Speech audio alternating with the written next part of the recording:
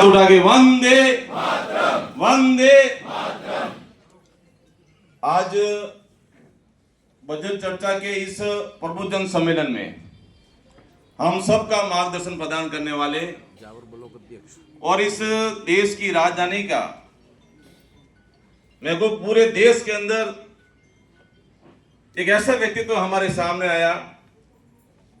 इन्होंने राजनीतिक क्षेत्र में एक जनसेवक के तौर पर लंबे समय से काम किया। करीब 7 बार, 5 बार तो आप एमपी रहे, राज्यसभा में एमपी रहे, और यही नहीं सनातन संस्कृति के द्योतक योगी जी के मंत्रिमंडल में आपने कैबिनेट मंत्री का दर्जा प्राप्त किया। ऐसे हमारे सबके मार्गदर्शक श्री एसपी जी बघेल साहब का एक बार हृदय की गहराई से स्वागत करें, अभिनंदन करें। हमारे मध्य सड़क से लेकर संसद तक हमारे अनेक जन मुद्दों को उठाने वाले परम सदस्य सांसद साहब मंदालजी रावत साहब का भी स्वागत करता हूं, अभिनंदन करता हूं। असंख्य कार्यकर्ताओं को संगठन की दृष्टि से गढ़ने का जिन्होंने काम किया, ऐसे विधानसभा के पूर्व अध्यक्ष रहे, कानून मंत्री रहे, परम सदस्य शांतिलाल कटरोच साहब का भी स्वागत करता हूं, अभिनंदन करता हूं। मैं स्वागत अभिनंदन करता हूं साधारण व्यक्तित्व के धनी पूर्व महापौर जीएस टाक साहब का, और जिन्होंने मेरे को भी पार्टी के महापौर, जब आप पार्टी के जिलाध्यक्ष थे, महामंत्री के तौर पर मेरे को अनेक अवसरों पर काम करने का अवसर प्रदान किया।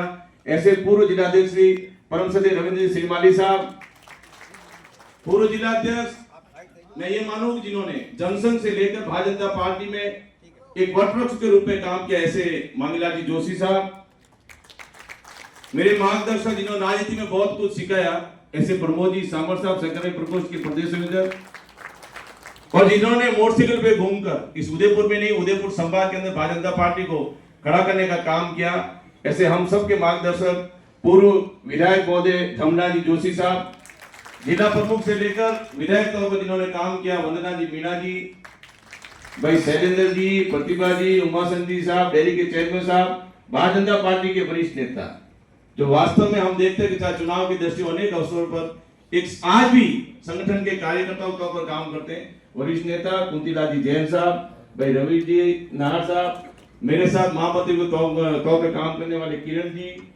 और पीछे विराजमान लोकेश जी भाई साहब, जिन्होंने गीतों के माध्यम से हम सब युवाओं को जोश बढ़ते हैं। लोकेश जी भाई साहब, बहन रति जी, तगत सिंह जी सत्तावा साहब, पूर्व जिलाध्यक्ष जी, पिंकी जी, इस कार्यक्रम के सहसंयोजक हंसा जी, भाई रवि जी, आप सब कार्यकर्ता बंधुओं का, और विशेष तौर से एक तो महाकुंभ आज लग रहा है, हम सबको पता है कि आस्था का महाकुंभ उत्तर प्रदेश में लगता है, लेकिन आज लगता है कि संत यहाँ विराजमान है। कहीं महाकुंभ का छोटा मोटा नजारा हम सब की सनातन संस्कृति का जिंदा करने का काम आप लोग कर रहे हैं, और समाज के प्रमुख लोग जो समाज को सही दिशा में ले जाने वाले प्रबुद्धजन यहाँ विराजमान है। एक बार मैं पुनः भारतीय जनता पार्टी के जिलाध्यक्ष होने के नाते आप सबका स्वागत करता हूं, आप सबका अभिनंदन करता हूं। बघेल साहब, ये मेवाड़ की भूमि है, और इतिहास के पन्नों में आपको सब पता है कि महाराणा प्रताप का नाम 100 वर्षों से लिखा जाता है।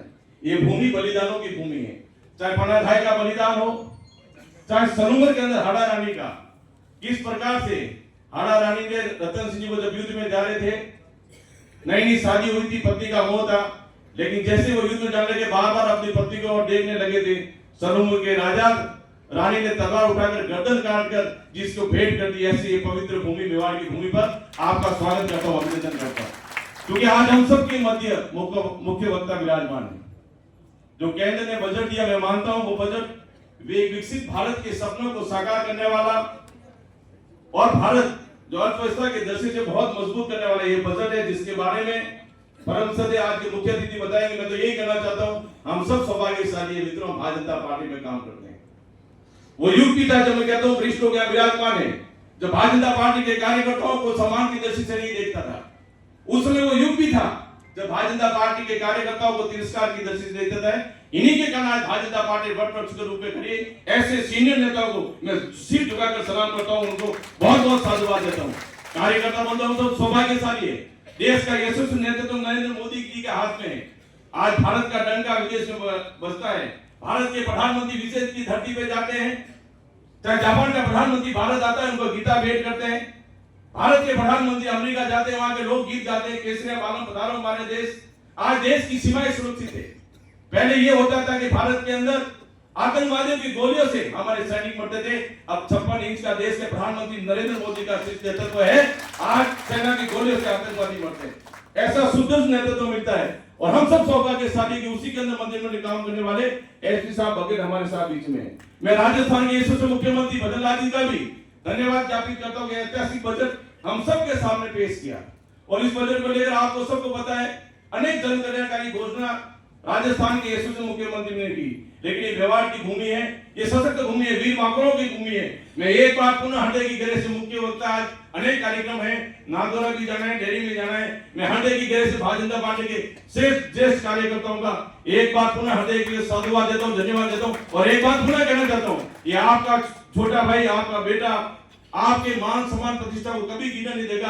भारतीय जनता पार्टी पहले से सशक्त थी, इसको और सशक्त और मजबूत करेगी। इंदिन मंगल भावनाओं के साथ मैं मेरी वाणी को उड़ा देता हूँ। जय हिंद, जय भारत, भारत माता की जय, वंदे मातरम, जय हिंद।